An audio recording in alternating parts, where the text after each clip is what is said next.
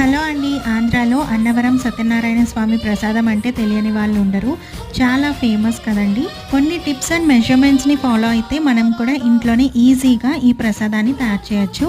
దానికోసం గోధుమ రవ్వని 4-5 గంటల పాటు నానబెట్టుకున్నాక 1 కప్పు గోధుమ రవ్వకి 4 కప్పుల వాటర్ని వేసుకొని మరిగిన తర్వాత నానబెట్టుకున్న గోధుమ రవ్వని ఇందులో వేసుకోవాలి.